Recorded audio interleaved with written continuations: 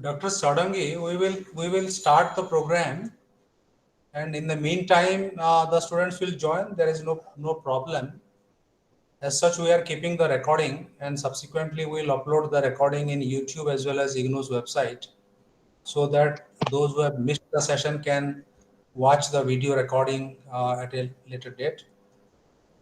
So, dear students, today we will start with a new subject, that is BES-63, Institutional Life and Culture, and to discuss various important topics pertaining to this particular course, we have invited Dr. Harihar Sadangi. He is very much available in the Google Meet platform today, and will be speaking to you. Since for the next 4 days, he will be talking to you, and he will cover all the important topics which are there in the block, in all the blocks, all the 4 blocks. You see, Dr. Sadangi is a pretty experienced person in the field of education, and he has served in many government colleges in the state of Odisha, and he's also associated with IGNOU since last so many years.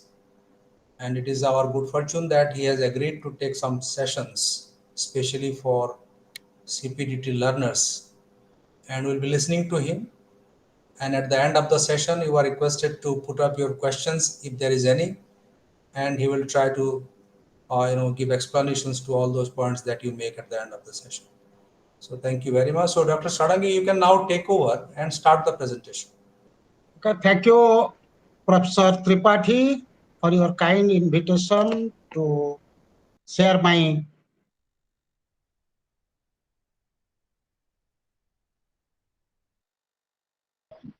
Jawaharlal Nehru Navodaya Vidyalaya.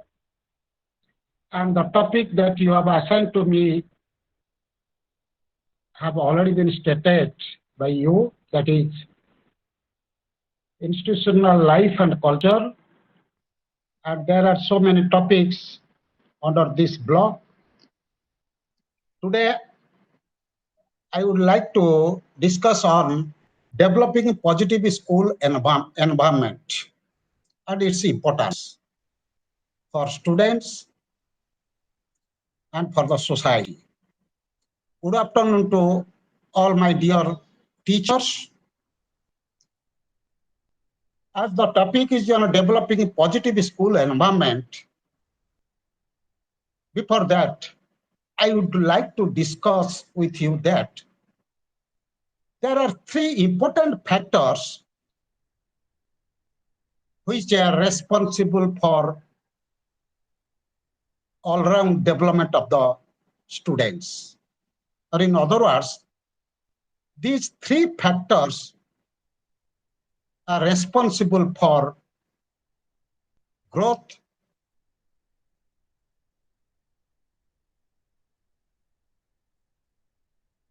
development of students. First factor is heredity, is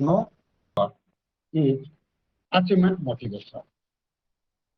Yes, it has been accepted that heredity plays more important roles to determine one's all-round development. May it be academic achievement, may it be non-academic achievement, heredity plays important role. Heredity, as you know, the sum total of traits handed over from generation to generation. If someone's father is a doctor, it is expected that his son will be a doctor. Similarly, a teacher's son is expected to be a teacher. That is what we have known under heredity. Heredity plays more important role for all-round development of the children, academic performance of the children. IQ, which is an hereditary element, is responsible for academic achievement of the students. A bright student will secure very good marks in different subjects. Bright students means gifted students whose IQ is more than 140 or 145. Hereditary. Intelligence is hereditary influenced. Heredity influences for determining intelligence or IQ. And it is very important for growth and development of a child or all-round development of a child. Next factor is environment. It plays significant role for growth and development of the children. Emphasizing the importance of environment, J.B. Watson, the father of biobiology, father of the school of biobiology, 1929 said, "Give me a dozen of normal infants. Oh, dear parents, give me your normal infants at the time of birth. What do you want? Do you want your child to be a doctor? Do you want your child to be an engineer? Do you want your child to be a businessman? And yes, do you want your child to be a dacoit? I will make your child a dacoit, a very good dacoit. I will make your child a very good teacher. I will make your child a very good doctor, lawyer, businessman. Heritage, according to Watson, heredity does not play important role. It is environment, or by manipulating environment, we can make a child a very good doctor, we can make a child very good engineer, even we can make a child a very good dacoit. That's why the importance of environment. Environment plays most important role for the all-round development of a children, for academic performance of a children. Third factor, that is achievement motivation. It was McClelland. According to McClelland, neither heredity nor environment play important role for growth and development of children, for academic performance of the children.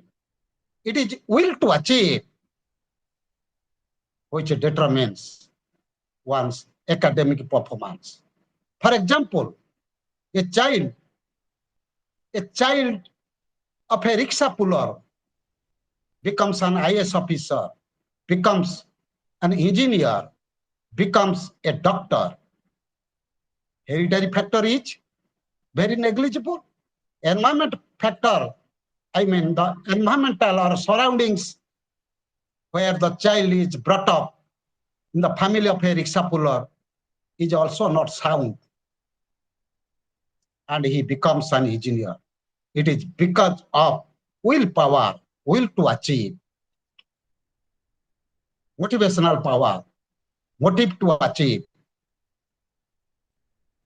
So neither heredity nor environment play significant role. Rather, it is will to achieve, motivational power, which makes a child a doctor, engineer. That's why we can conclude that all those factors, heredity, environment, and will to achieve, affect one's performance, achievement, and all-round development. Today, I will discuss on developing positive school environment. Here, environment includes physical environment includes social environment includes psychological environment. In other words, environment constitute of three things, three types of environment. Natural environment, which is not made by human beings. That is natural environment. And second one is social environment, which are made by human beings. Teacher can make, student can make this type of environment, and human beings can make this social environment. And third one is psychological environment.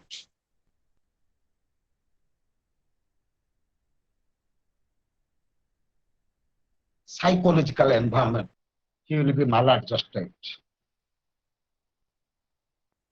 He will be in stress and strain, fear, hypertension, psychological atmosphere, psychological environment. And, you know, school is a social subsystem. In other words, it is called a miniature society. John Dewey says, school is a miniature society. And school prepares. School is a life. Not only life, it prepares human beings for good citizen, to be a good citizen, to be a good man. School does not emphasize development of scholastic and non-scholastic capacities.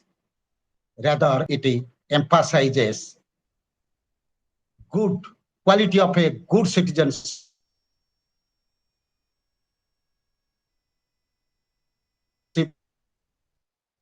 This is the motto of the school. So far as the national policy on education is concerned, policy on education 2020 is concerned, it has highlighted that school or education develops cognitive capacity so far as numeracy and literacy are concerned. Development numeracy and literacy capacity of the students. And it also develops higher order cognitive abilities like critical thinking and problem solving abilities. For the first time, development of critical thinking, higher order cognitive capacity has been highlighted in national policy on education. Critical thinking includes ability to apply, ability to evaluate, ability to take decision, ability to create something new, creativity ability, analytical ability, analyze, synthesize. These abilities come under critical thinking. That's why education does not aim at developing memorization or knowledge or understanding. Memorization has been given less importance nowadays.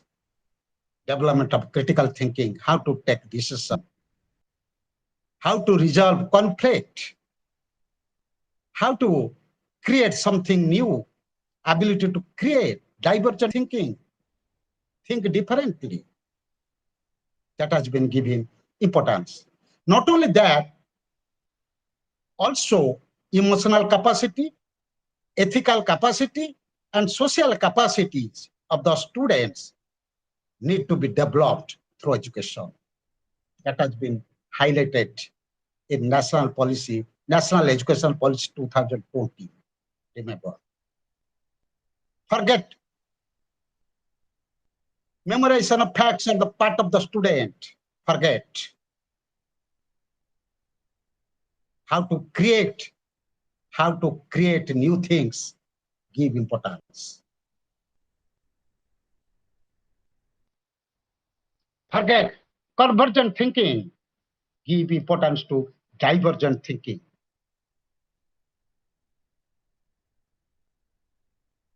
Multiple answers, objectivity, objectivity is given more importance in the 20th century. Now, subjectivity is given more importance. There is no definite answer to a particular question. Previously, it was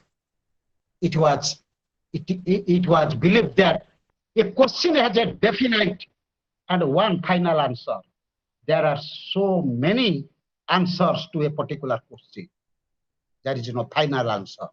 There are multiple answers to a particular question.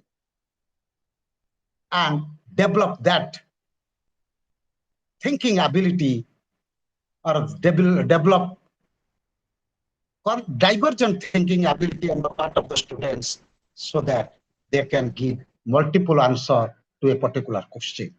That is given more importance nowadays. Critical thinking, problem solving, given more importance.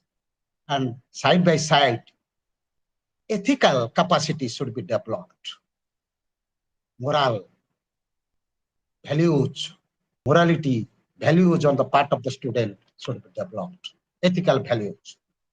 Emotional capacities, positive emotional capacity should be developed. Negative emotional capacity like anger, fear, anxiety should be prevented. Positive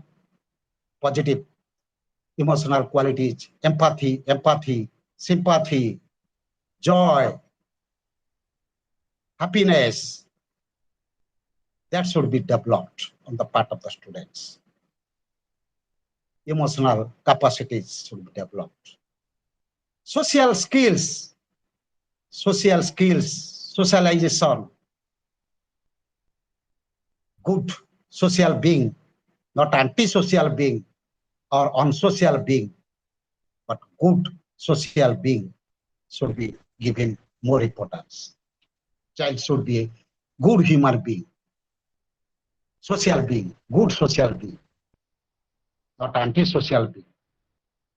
Skills, social skills should be developed, not antisocial skills. Then question arises, why for education? And it is unanimously agreed that education changes behavior of the human being. Then comes the importance of behavior. What is behavior? What is behavior? Here behavior means actions, activities. Not only actions, but also reactions. Change, modify. We have to change behavior. We have to shape behavior. We have to control behavior. We have to strengthen positive behavior and control negative behavior, negative activities. Should be controlled. Positive behavior, positive activities should be strengthened. That is what behavior is. Behavior not only include action, it also includes reactions. Not only include reactions, it also includes reflections. Action, reaction, and reflection. Action, reaction, very important concept. Action, reaction, and reflection. Those three things are included under behavior.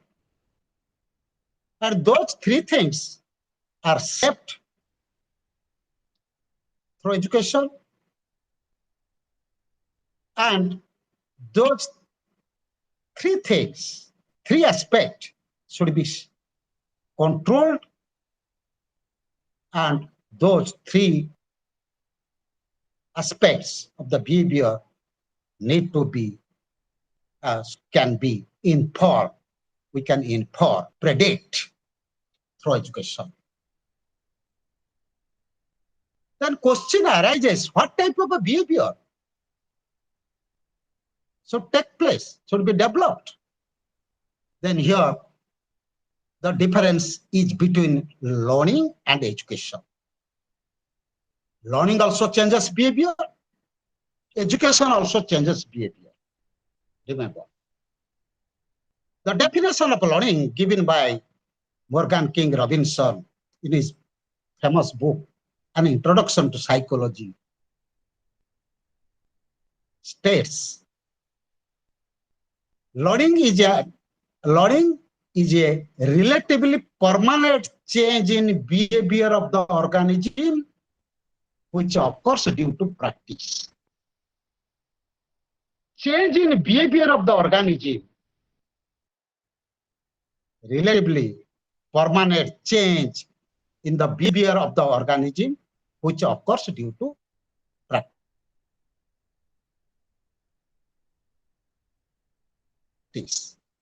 Organism here means human beings. The behavior of the human being is changed. And that change continues over a period of time. That's why it is relatively permanent.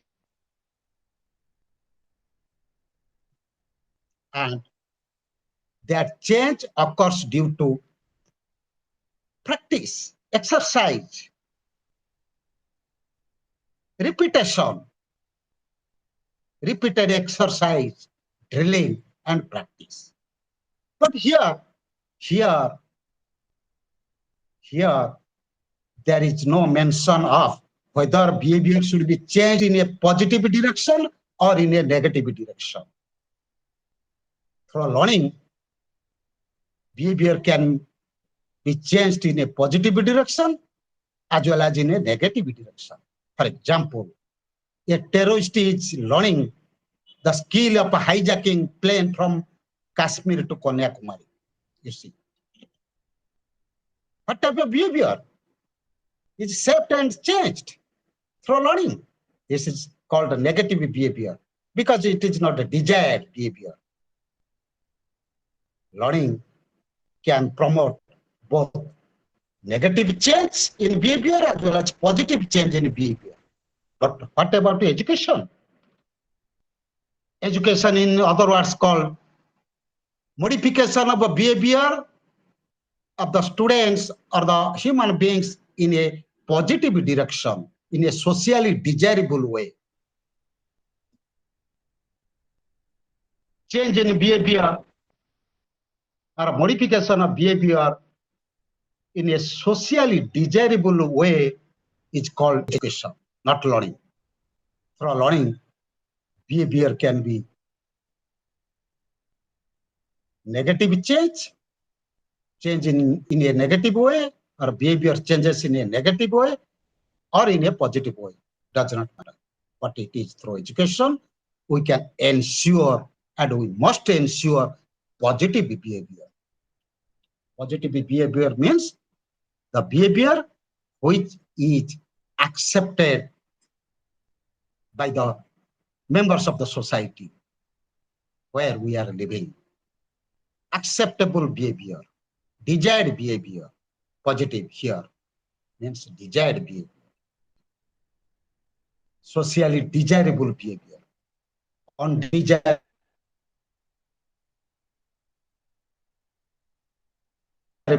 behavior should be controlled, should be modified.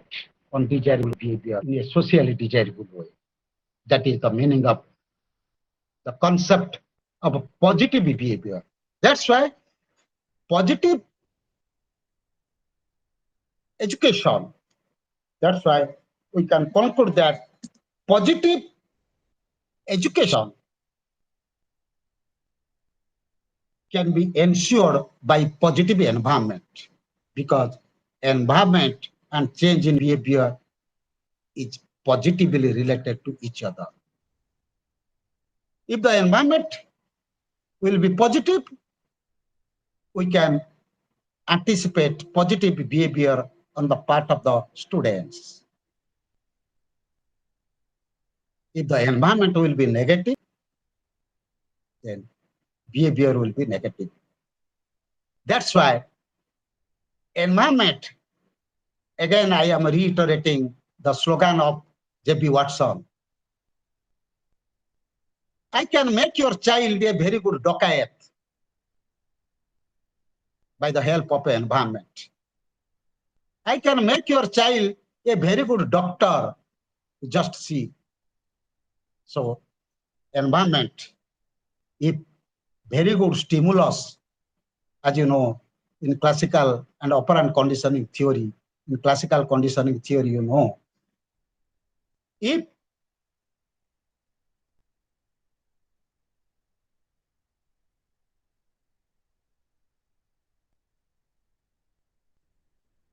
good stimulus will be provided, but a combination of a relationship between stimulus and response.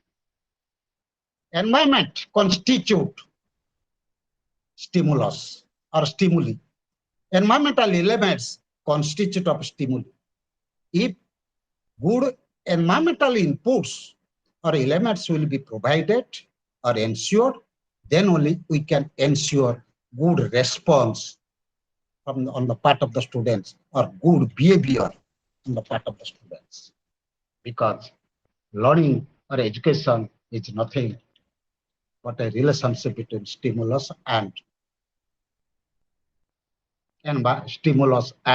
response. Here we can give the definition of environment as totality, some total of stimulus, some total of environment means some total of stimulus or some total of stimuli to which students respond, or the stimuli which gives birth to behavior. That's why good environment can give birth to good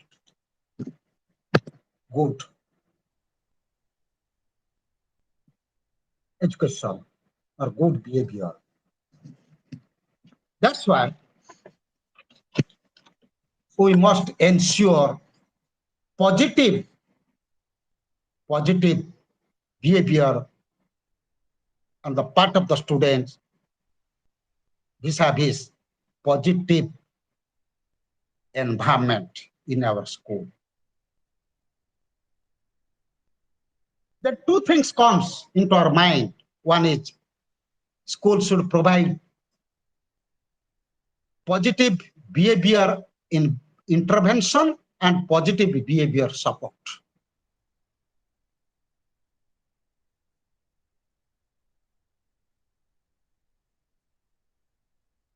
Positive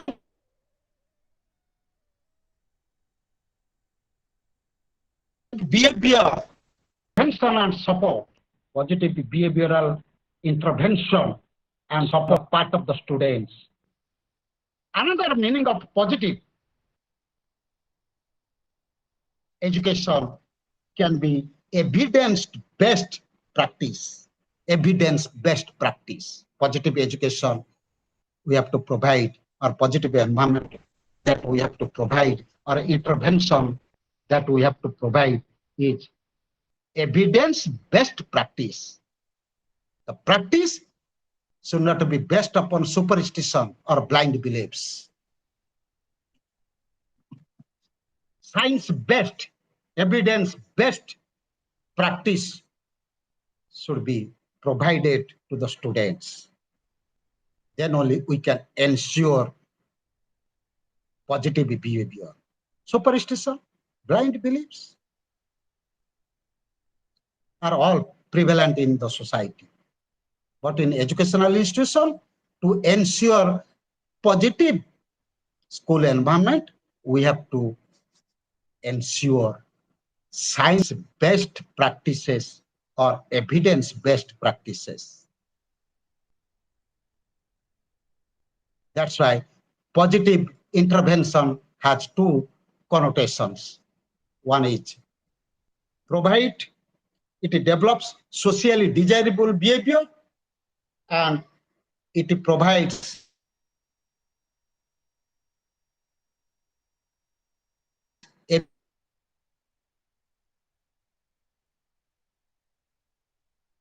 evidence-based educational practices.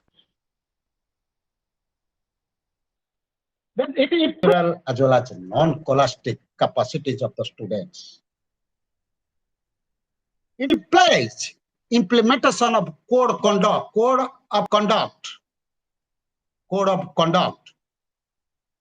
in the school systematically. That is what positive behavioral intervention is. And it is not only, it does not promote good academic achievement on the part of the students. It also develops good human qualities as well as qualities of good citizen on the part of the students.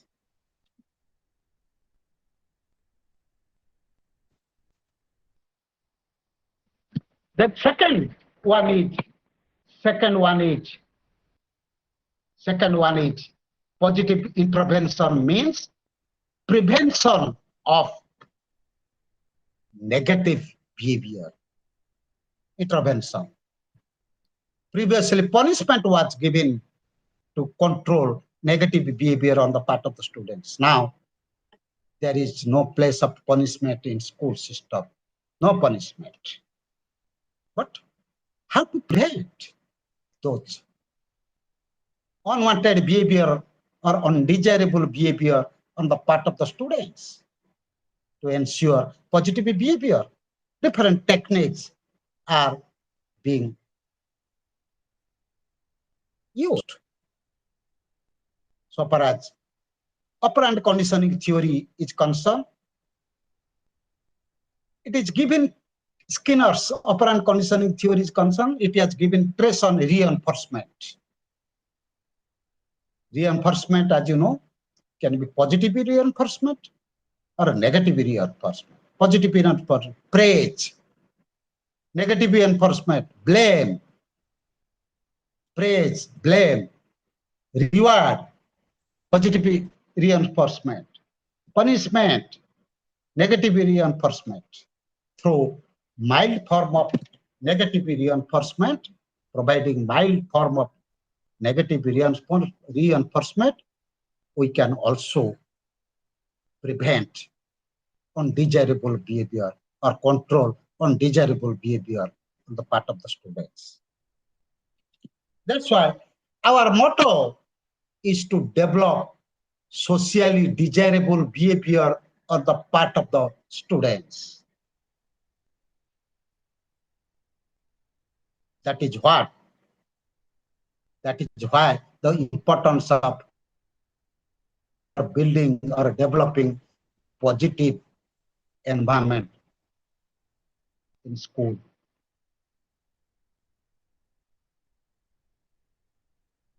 And question arises, positive environment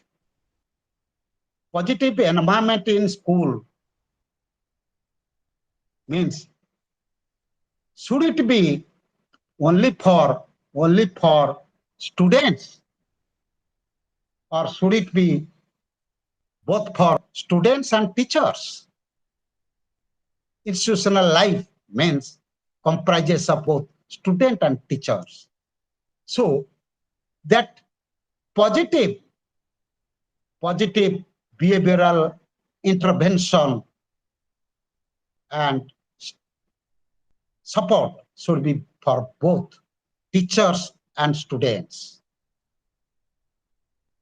Sometimes it is believed that teachers act as model before the children. Teachers act as models before children or students. Students learn many things from the activities of teachers. If teachers' activities are negative, then that negative behavior or activities of the teachers can promote negative activities on the part of the students. That is why positive behavioral environment or positive behavioral strategies are for whole school positive behavioral strategy for whole school, for all members of the staff, all students. The behavior of the teacher should be desirable, the behavior of the student should be desirable, behavior of the ministerial staff, matron, clerical staff, librarian, laboratory technician should also be desirable. Then only we can ensure positive school environment. And then only we can ensure positive behavior in the school. Whole positive behavior for whole school. Whole school also includes not only in classroom, but also in a library, laboratory, office, playground, hostel, corridor, everywhere there should prevail positive activities and desirable behavior. That is what positive school environment for whole.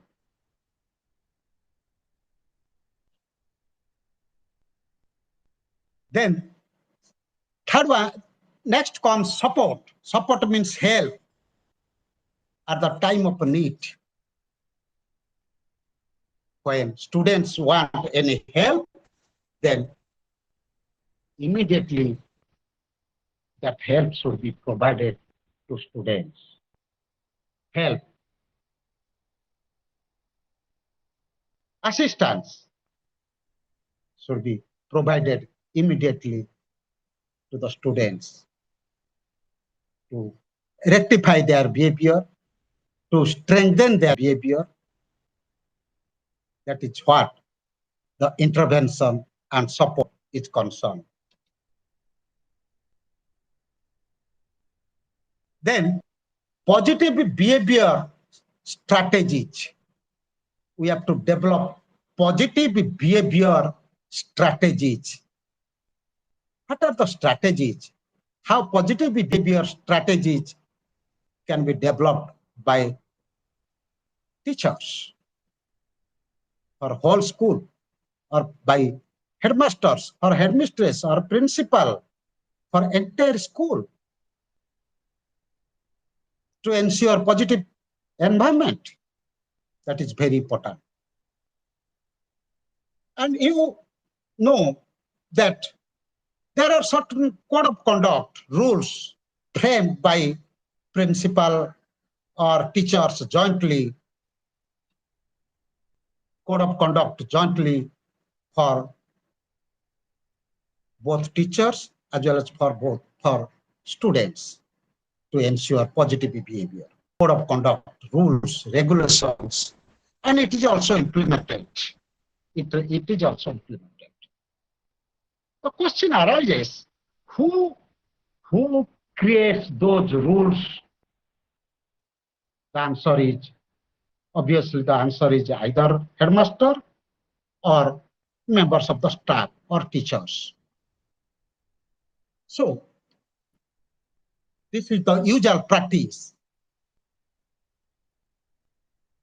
That's why for developing a strategy, we have to positive behavioral strategy, rules, regulations, code of conducts. We can include parents, we can include students, we can include also other social members, other stakeholders. Parents should share their views to develop strategies. What are the rules? What should be the rules, regulations while preparing rules, regulations, code of conduct, or in other words called positive behavioral strategy, collaborative effort is necessary. Students should say something. Students should share their views to prepare code of conduct. Parents should share their views to prepare code of conduct. Teachers, other teachers, members of the staff, teaching, non-teaching, members of the society, they should jointly share or develop positive behavioral strategies. Then comes expected outcomes or behavioral matrix. In other words, what type of behavior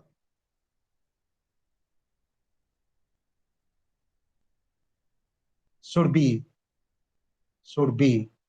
exhibited by the student in the class, what be exhibited or expressed by the students in the class, in the playground, in the corridor, in the hostel, in the bathroom, in the library. Expected behavior, expected, in other words, expected positive behavior should be expected from the students in the class. What type of behavior? We have to prepare behavioral matrix jointly, where all should participate, developing code of conduct or behavioral matrix. For example, in the classroom, we sing teacher, we sing friends, using sorry, what sorry, sorry sir, thanks sir, thanks, sorry, please, please, good morning. This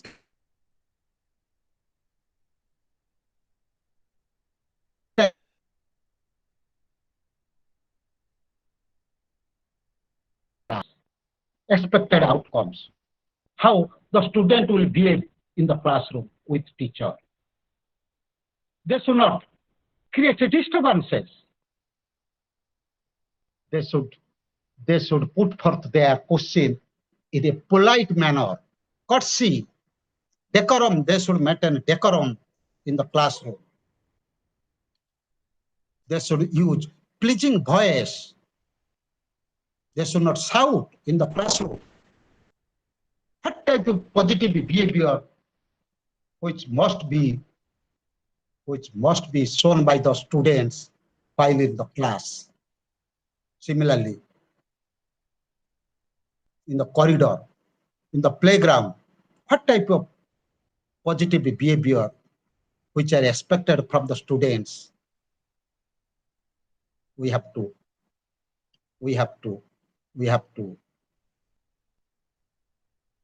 decide jointly.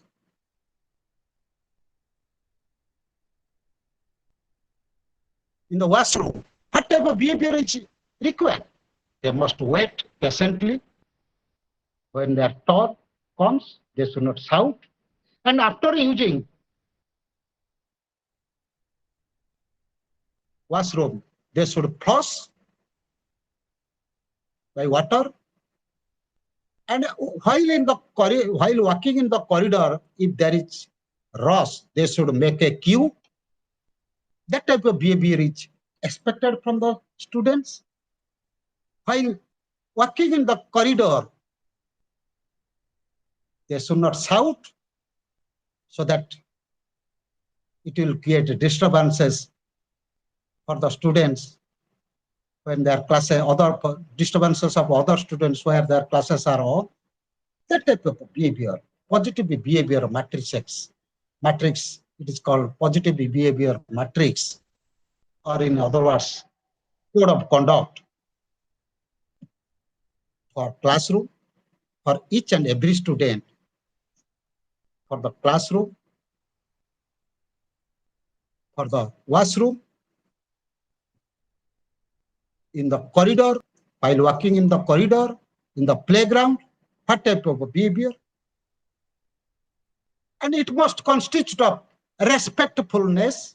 The 11s are respectfulness, respect, which words should be used in the classroom to respect their friends, to respect their elders, to love, respect and love.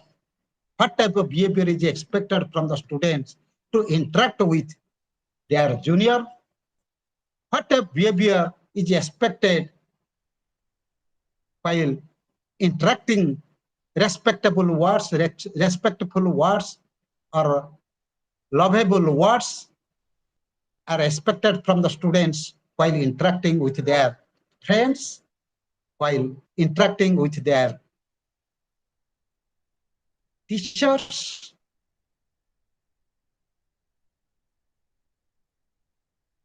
In the classroom, respectfulness, then cause of activities should be displayed by the students. Positive activities should be displayed for the safety or security. Then what type of a behavior is expected from the students with regard to responsibilities? So far as classroom is concerned, what type of activities relating to responsibilities should be exhibited or should be expressed by the students in the classroom? Responsibilities. In the playground, responsibilities. What type of activities? Responsibilities. Then in the library, then in the washroom, simple washroom. In the hostel, what type of behavior is expected from the students so far as honesty is concerned? In the classroom, cheating behavior should be controlled. Honesty should be given importance. On unclaimed materials, if they found, they must inform to their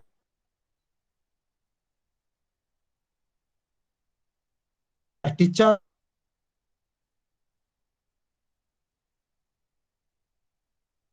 Pen, pencil, book, or keep it and inform, hand over to the teachers and inform immediately. This type of behavior, honesty. What type of activities they should display both in the in classroom, in laboratory, in library, in playground, in hostel, in washroom? That should be prepared, expected outcomes. So far, you have to develop positive behavioral strategies jointly. Again, I am giving importance jointly. Students should be involved, parents should be involved to develop all those activities that is expected from the students in the classroom, in the library, in the laboratory, etc. Then evidence-based practice strategy, evidence-based practice. It is not the practice. Again, I am speaking that practice should not be based upon superstition and blind beliefs. Suffering from fever, then superstition or blind beliefs should not play important role. Immediately, we have to take the child to the hospital. Immediately, not take the help of blind beliefs or superstitious practices.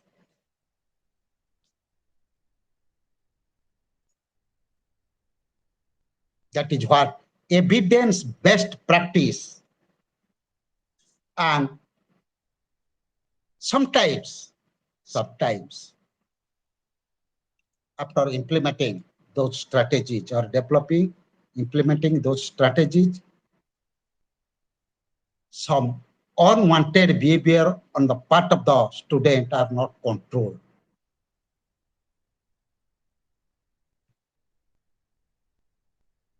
For example,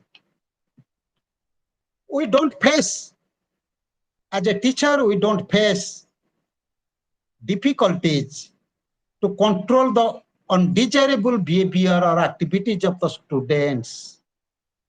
I mean, 80%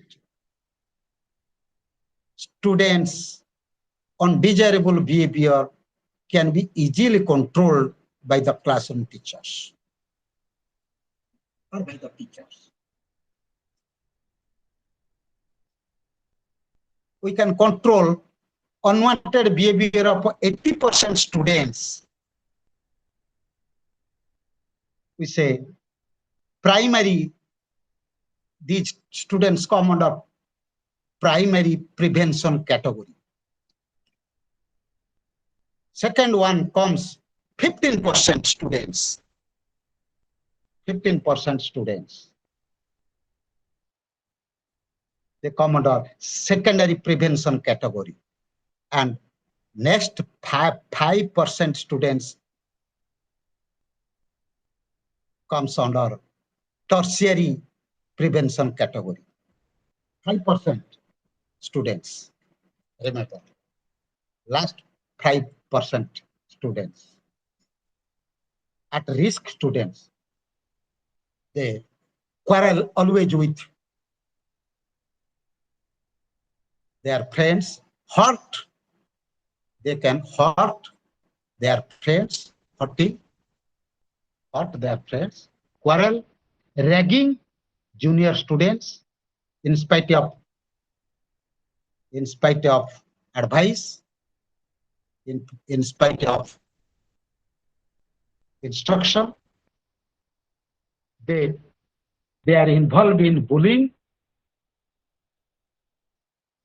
and unwanted, undesirable, they are involved with undesirable behaviors in spite of instruction, warning.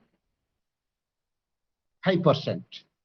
They hurt, they quarrel, ragging, they are involved in ragging systems, bullying systems, you see. Very difficult to ensure positive behavior on their part. 5%. And to control those unwanted behaviors, we can collect data, information from different sources, from their friends, from other teachers, from their parents, from their friends, collect information, detailed information, and from their house, from the members of the society, we can collect detailed information. And after analyzing those informations or data collected, we have to take steps by the help of a counselor or trained psychologist, so that we can ensure, then only you can ensure positive behavior on the part of the students. A student was doing research under my guidance. Just I can cite one example on maladjusted children in the class and what are the reasons. The students who were always disturbing their teachers in the class were detected. 3 students were detected. And case study was conducted by the research scholar. I was guide that research.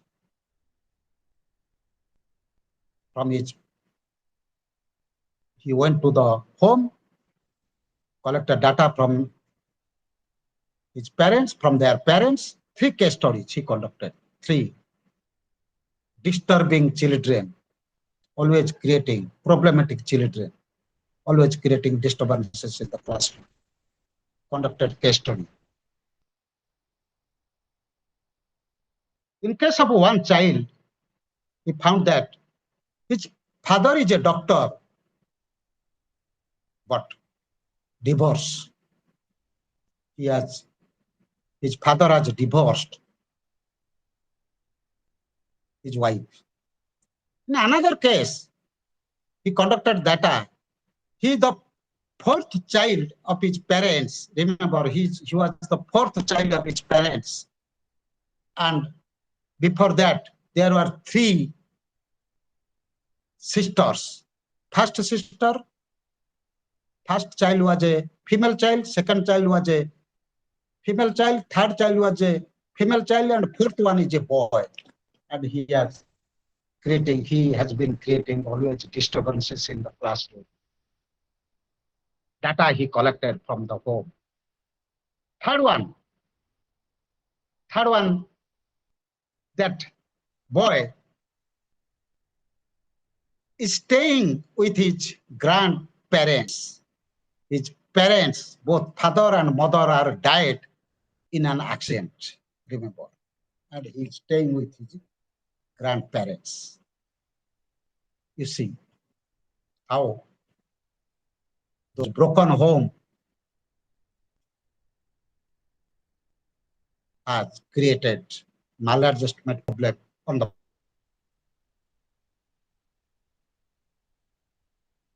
part.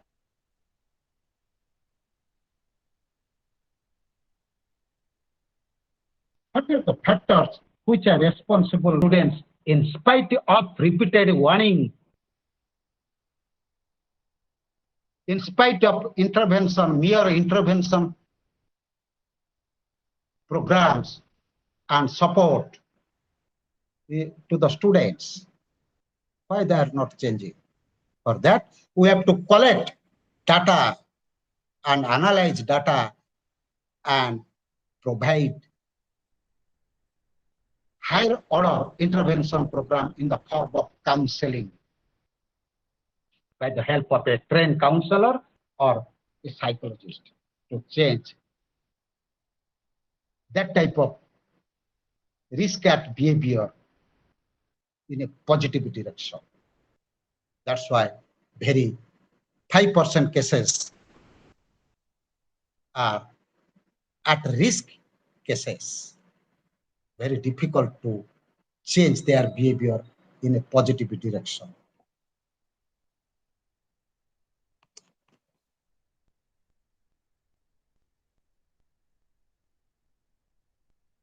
That is what the challenge is faced by teachers while thinking of developing positive behavior on the part of the students in classroom or in school.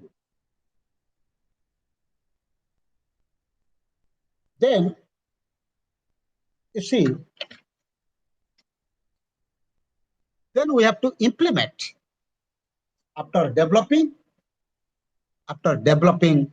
positive behavior strategy, specifically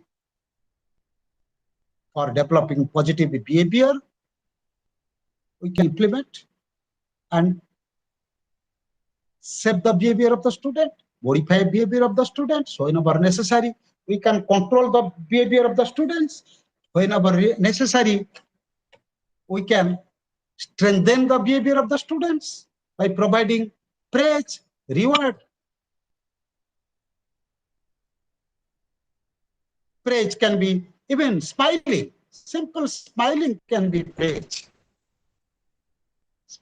Positive reinforcement. Writing, verbal reinforcement by patting the student, by praising the student, very good, Positive reinforcement, smiling, nodding head. Reward can be in form of certificate. Reward can be in form of books. Reward or in the form of a type of certificate, books, or even in type of cash reward, certificate reward. Reward can be different types. We can provide to strengthen the positive behavior on the part of the students. Possible reasons, you must be conscious as a teacher, you must be conscious about the possible reasons of challenging behavior. Reasons can be deprivation. Some students are interested to take part in games, but we don't allow him. Then will, as he feels he is deprived of, he is interested, but as you don't allow him, so he can show negative behavior.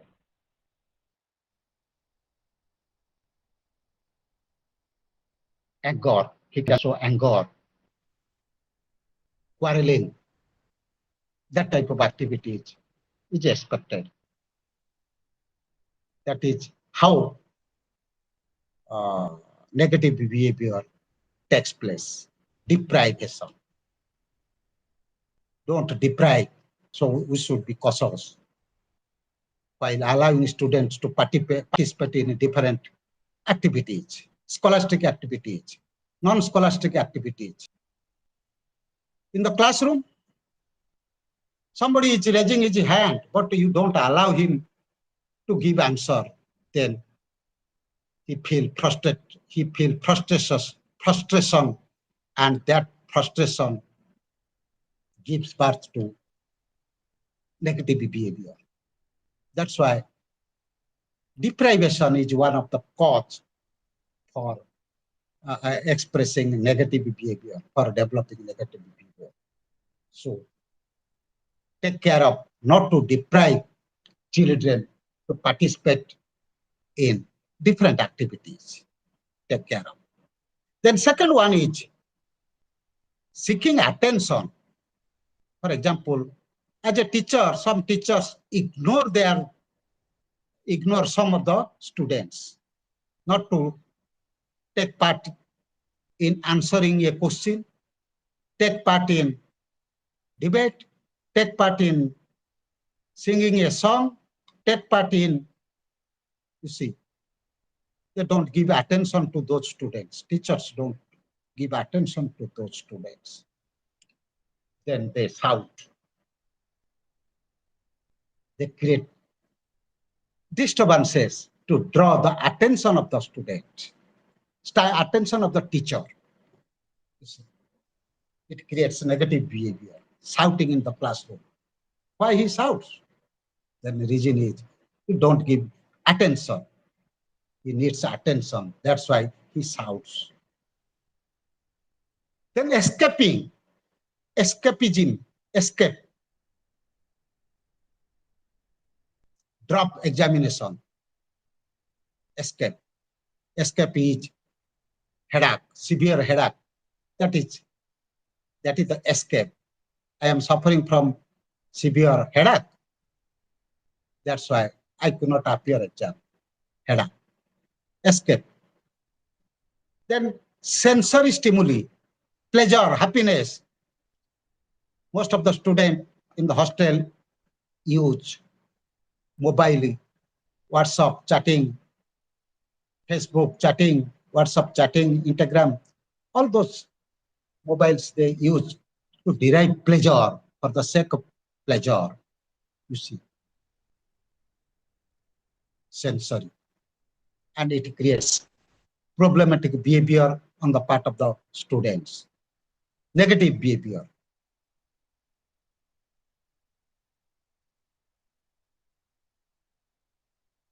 Behavior, undesirable behavior. These are the possible reasons how to eradicate those possible regimes. Then implementation of school-wide positive behavioral support. How to implement? Before implementing the strategies or expected behavioral outcomes or behavioral matrix or strategies, first should be made aware of to all teachers and members of the staff in the school immediately. And they should be advised if they find any undesirable behavior on the part of the students,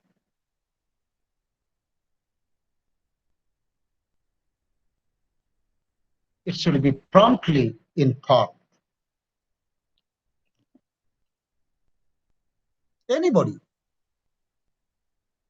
or it can be immediately prevented. Undesirable behavior should be immediately prevented. All members of staff should be made aware of about those positive intervention strategies so that it will be successful. We can ensure positive behavior, otherwise not. If some will ignore,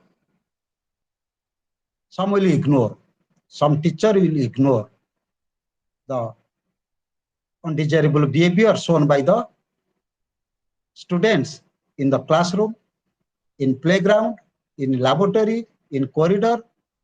If they ignore, then nothing can be done. We have to take care of. We must be aware of.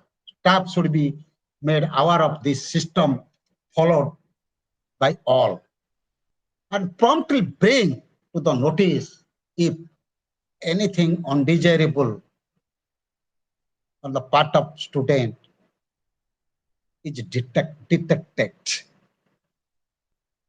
Then parents need to be informed. All parents should be informed about this positive behavioral support or strategy. Others should be made aware. Then all students should be made aware of code of conduct or about that positive intervention strategy so that they can act accordingly. They should be made aware of in advance.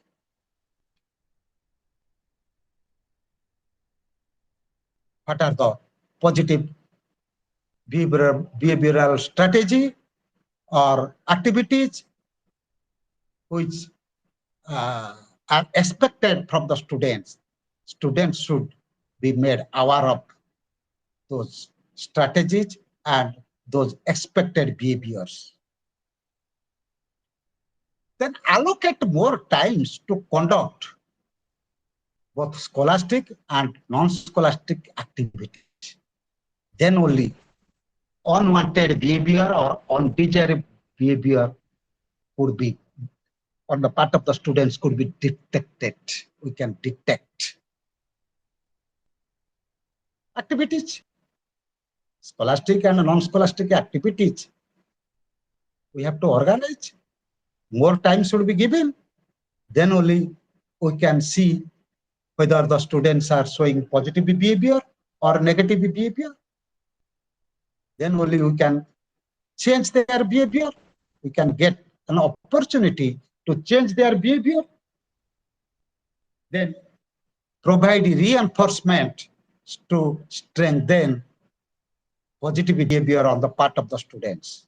Reinforcement may be praise or reward, should be certificate in the form of certificate, cash, or simple praise.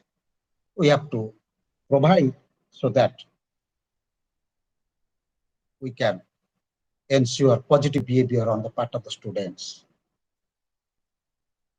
Next one is, as I have already discussed with you, for severe maladjustment problems or severe negative behavior or negative activities shown by the student, we have to take the help of counselor or psychologist to solve that problem immediately, promptly. Then participatory approach. Participatory approach plays very important role for ensuring positive environment as well as positive behavior on the part of the students. Now, this is all about the deliberation on positive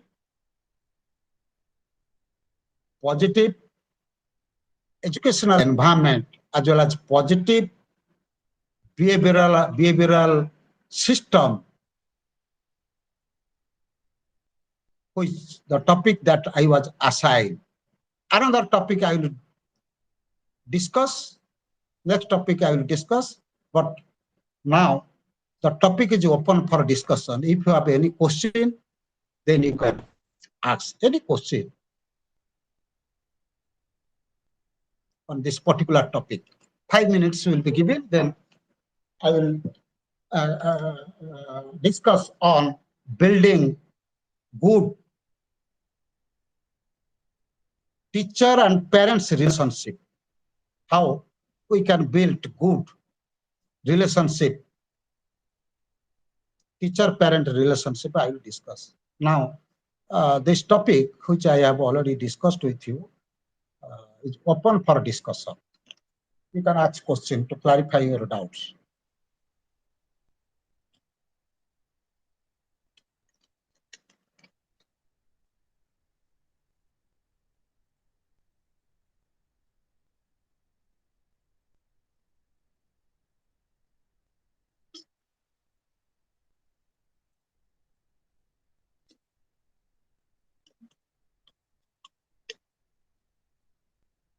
Any question? Can you question? Dear participants, you are allowed to put questions.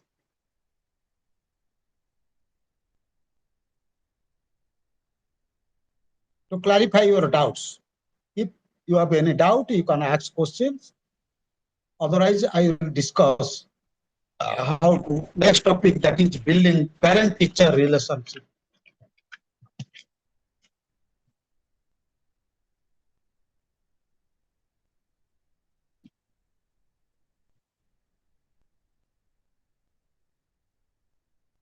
No question?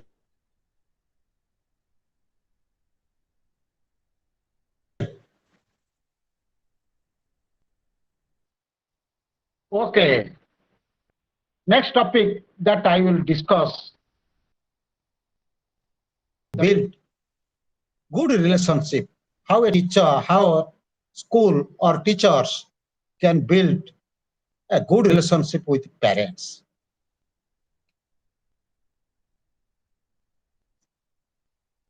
As you know, teaching learning process it is education process or teaching learning process we have read was a bipolar process. That was the thought or thinking of 20th century thought. It was a bipolar process. In one pole, teacher was there, and in another pole, students are there. So teaching learning process is called a bipolar process. And some say it is a tripolar process: teacher, students, and environment. These three jointly make educational process effective. But 21st century, in 21st century, it is a collaborative process, multipolar process. You see, previously it was called a bipolar process. Only teacher and students are confined to teaching learning process or educational process. Then It was discussed as tripolar process, teacher, student, and environment. Now, it is a multipolar process. Success of students or success or effectiveness of school education can be ensured by collaborative process where all stakeholders should join together to think about positive school environment, positive behavior of the students, and quality of education, quality of teaching, quality of scholastic and non-scholastic activities. That's why all stakeholders are involved in education process. Whenever we talk on stakeholders, there comes two concepts like internal stakeholders and external stakeholders. Internal stakeholders are teachers, students, and other members of the staff, official staff. Internal stakeholders, student, teachers, principals, as well as other ministerial staff, internal stakeholders. Outside stakeholders are parents, social community members, or members of the society, even government, they come under external stakeholders. Why? Why they are called stakeholders? Because all, both the internal stakeholders and external stakeholders can benefit to education as well as can be benefited out of education. They benefits education. They give money in the form of tax for education, for development of schools, for appointment of teachers, for development of curriculum, for examination. Parents also gives money for the admission of the students. So parents benefit schools as well as parents are also benefited by the school. That's why.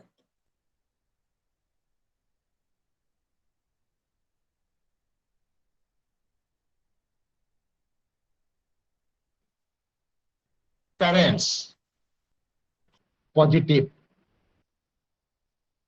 school environment and positive performance of the children in the school.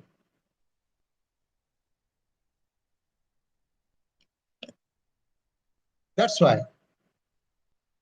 Then one concept at present is given importance, that is quality education. Everywhere there is a cry for quality education. And we said quality education can be ensured by the help of good partnership between teacher and students. Teacher-student relationship can ensure quality education. What is quality? What is the concept of quality? Everywhere that concept is widely used. It was Deming, George Edward Deming, the father of total quality management approach, define quality as meeting, exceeding, and delighting customer needs and expectations with a recognition that customer needs and expectations are changing over time and space. In other words, if customers are satisfied with the services or goods, then only we can say that that service and goods have got quality. Satisfaction. Any goods or services, if satisfies customer needs and expectations, then only we can say that that goods or services have got quality. For example, my customer, as I am a teacher and my first customers are students in the class. Second customer may be parents. If students are satisfied with my teaching, then only I can claim that I have got quality. Quality means customer satisfaction. That's why students should be satisfied with school activities, educational activities, pedagogical activities, scholastic activities, non-scholastic activities of the schools. Parents, next customer, parents should be satisfied with the activities organized in the schools, activities in the classroom, students' progress, they should be satisfied. If students as well as parents will be satisfied with the education or teaching learning process or activities that school is providing, then we can say that school is providing quality education. Quality means customer satisfaction. This is the concept which is used nowadays to understand quality.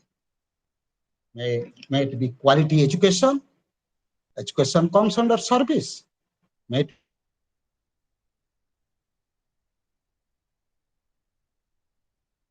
it be a earphone, may it be watch, may it be simple table or cot.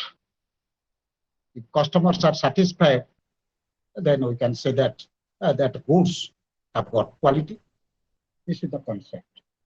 That's why parents-teacher association is very important to ensure uh, positive educational environment in the school as well as quality education in the school. It is also necessary for academic and non-academic progress of the students. Not only quality education, parent-teacher relationship, good parent-teacher relationship can ensure good academic and non-academic achievement or performance of the students.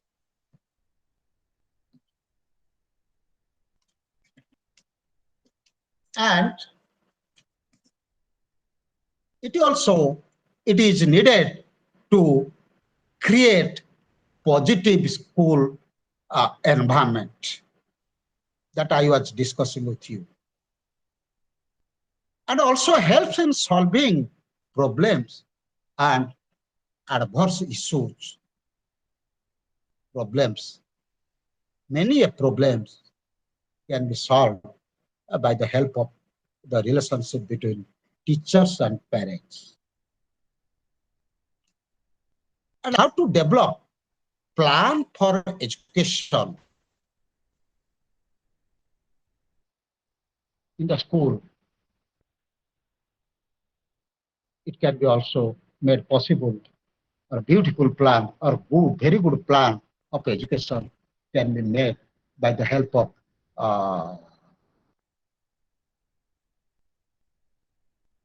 parents.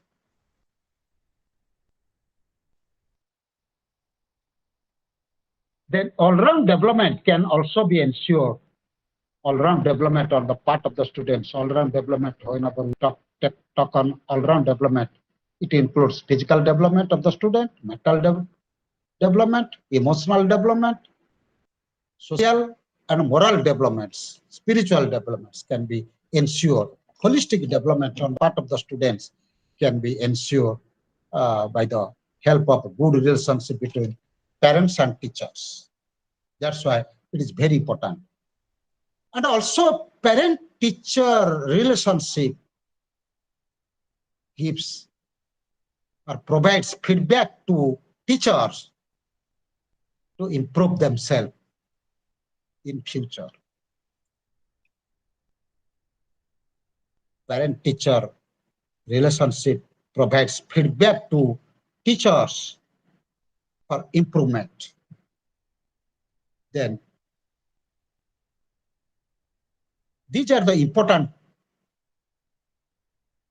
functions which could be performed by good relationship between parents and teachers. Then how to form constructive parent-teacher relationship? How to form three elements, three components are very important to form very good relationship between parents and teachers. First one is communication. Communication is a two-way process. It is not a one-way process, or it is not an one-way traffic. It is a two-way traffic, two-way process. Communication. Both teacher and parents communicate with each other, interact with each other. Parent-teacher, build parent-teacher relationship, communication is very important. In what the question arises, what teachers should communicate to teachers? What should be communicated by teachers to the parents, and what should be communicated by parents to teachers? First, teacher must communicate to parents about the strength and weaknesses of the school. What are the strength of the school? What are the weaknesses of the school? Strength and weaknesses of the schools. And strength and weaknesses of the students should be communicated to parents. And plan for organizing, what are the plan that school has made to organize different scholastic and non-scholastic activities? What are the plans that school has developed to ensure positive behavior of the students? That must be shared. Progress of the students,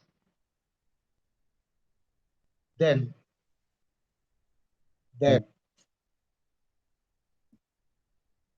achievement of the students, performance of the students should be informed, should be shared by the teacher to the parents. Code of conduct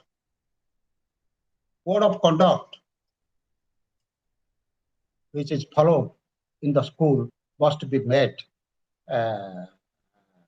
informed to the parents by the teachers.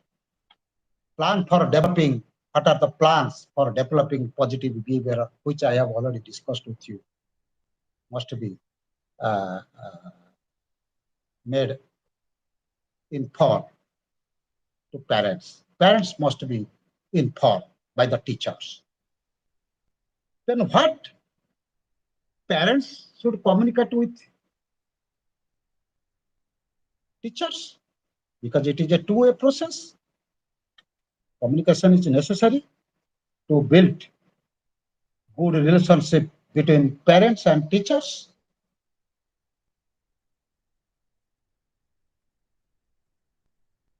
Then Parents should state about its rank and positions, about its socio-economic status to the students, about their educational status to the teachers, their position, their rank, their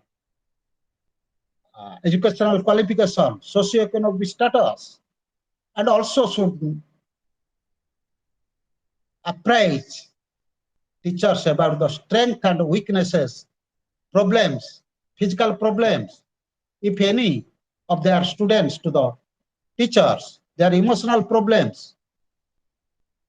They should they should they should communicate to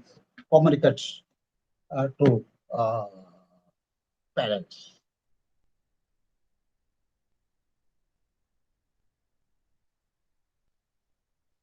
As you know, as you know, it is it is very important that help the help of the parents in different activities can ensure ensure positive educational environment. So that suppose the parent is a very good singer. You can tell about his position, and he can tell that he can share something when program is held or drama is held. He can share very good, very good player. He can help students. He can share his experience with the students. He can be invited. He can share his experience.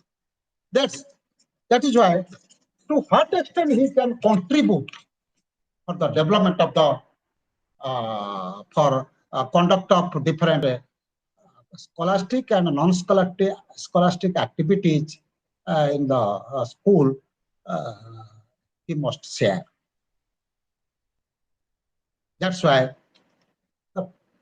that's why good teacher and parent relationship can be ensured.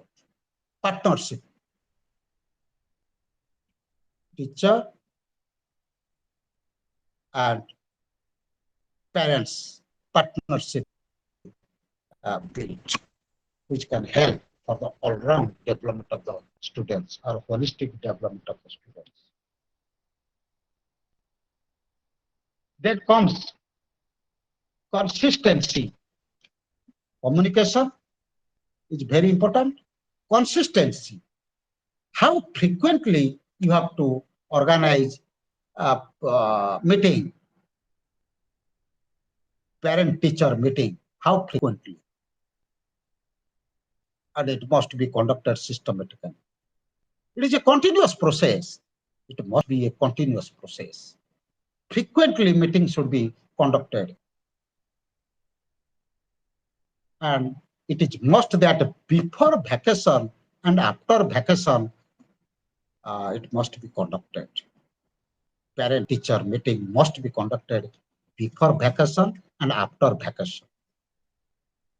And continuously, in every 2 months, it is advised to conduct parent-teacher meeting in every 2 months.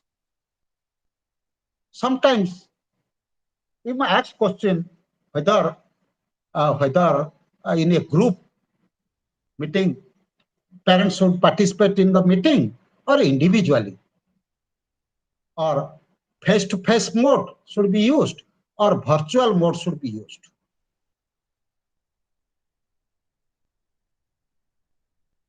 Because you know, the parents of your school belong to distant places or distant areas. It takes more time to come and attend a parent-teacher meeting in face-to-face mode.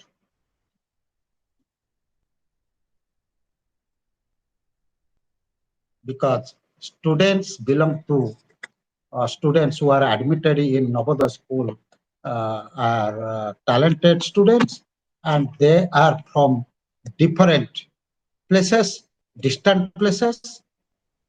That's why their parents may not be available to attend meeting in face-to-face mode. You can organize parent-teacher meeting through virtual mode,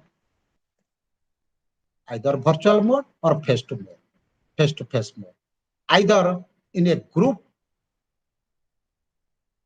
you can conduct parent-teacher meeting, or individually, you can uh, you can talk with parents or meet parents to discuss about various uh, aspects of education, difficulties, strength, weaknesses, difficulties, progress of the students. You can discuss problematic behavior. You can discuss with the parents. That's why it is up to you to decide. But continuity should be maintained, which can solve many problems. Remember, parent-teacher meeting should be continuously held, either in a group or uh, individually. And a recording of discussion must be maintained for future reference. That is what about continuity or consistency of conducting parent-teacher meeting. And last one is collaboration.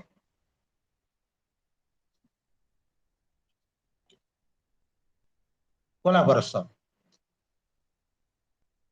What type of activities, scholastic activities, non-scholastic activities should be conducted? As I have already discussed, code of conduct. What type of a code of conduct should be uh, prepared, plan for preparing code of conduct, plan for organizing different activities in the school can be developed in collaboration with parents. Teacher, headmaster, parents should sit together. They can share their views and discuss to organize different activities in the school. Collaboration. They develop pedagogical plan collaboratively and plan for solving problem. How school problem can be solved. How the problem relating to students can be solved. It must be planned jointly both by teachers and parents. That is how we can build good relationship between parents and teachers. The effective ways of building strong relationship. What techniques that we should follow to make parent-teacher relationship effective? First one is understand each other. Parents should understand the teachers of the school, and teacher must understand the parents. So that understand each other, then understand their children. Teacher must understand their children.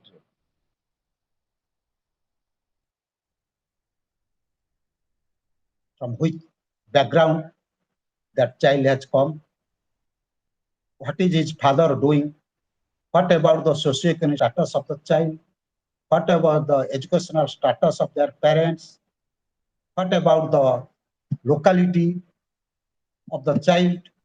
So teacher must know about parents. Parents should also know about the teachers. Teacher must know about the children, and updating information should be provided to the parents relating to child's performance, academic activities, non-academic activities, or scholastic activities, non-scholastic activities, their desirable behaviors, undesirable behaviors, details, their progress, their weaknesses, weaknesses of the students, progress of the students, strength of the students, updating information relating to up-to-date information relating to students should be made or given, should be given to the parents immediately. Then appreciating students in multiple ways. Don't uh, blame students before parents. Rather, appreciate students before parents in multiple ways. And remember, as I have already discussed, before vacation and after vacation, there must be parent-teacher meeting. And before vacation or parent-teacher meeting, what should be discussed? The assignment given by the school to the students should be discussed in that meeting. How to monitor students' academic activities in the home, parents should be made aware of that. And how they should expect, what they should expect from their students during vacation, reasonable, it should be discussed with parents. Then ask parents about their plan for the children in vacation also. Then how to monitor and supervise their children during vacation, it should be discussed with that parent-teacher meeting. And sometimes the challenges are faced. Challenges are due to fail to understand parents. Sometimes teachers fail to understand parents. They do not know in detail about educational status of the parents, localities, their profession, their position, their rank. They fail to understand their parents. That's why challenges is faced. Challenges are faced to in delay in communication. As I have discussed with you, continuously parent-teacher meetings should be conducted. If there is any delay, then we face challenges. So there should not be any delay in communication. There should not be any communication gap between delay in communication between parents and teachers. That's why otherwise challenge we face. Fail to communicate pedagogical plans. Sometimes teachers fail to communicate about the pedagogical plans and designs to the parents. What are the activities which are conducted, academic activities, non-academic activities, which are conducted in school? Sometimes teachers fail to communicate to parents, but it is very necessary. We have to communicate in detail about the plans and designs of education in the school to the parents. Then how to overcome those challenges? First, listen to parents with patience. Teacher must listen to parents with patience. And we have to trust parents. We have to trust parents and appreciate their views. Whatever they suggest, whatever parents suggest, we must appreciate. We should not uh, ignore. We should not reject. Rather, we must appreciate their views. Trust. We have to trust them. We have to appreciate views, and we have to create rapport. Very good rapport. We have to treat them like our friends, like our guide. Parents should be treated as our guide friends so that good social relationship should be maintained so that we can overcome many problems that we are facing in the school. Then only we can ensure positive school environment in the school, and also we can ensure positive behavior on the part of the students, socially desirable behavior on the part of the students in the school. With this, I conclude my deliberation. Now, time is for discussion. Any doubts, you can ask me, and we have to discuss. So thank you, Dr. Sharangi. I think the presentation is over, and most of the students have also left because examination is going on. So I will send the recording of today's presentation to all the students. Those who could not join, they will be able to watch the proceedings. So I think we should stop today. Thank you very much. So tomorrow exactly at 3 p.m. will be, sorry, at 4 p.m. will be again joining. So thank you very much. Thank you, Dr. Tripathi, for your invitation. Thank you all. Thank you.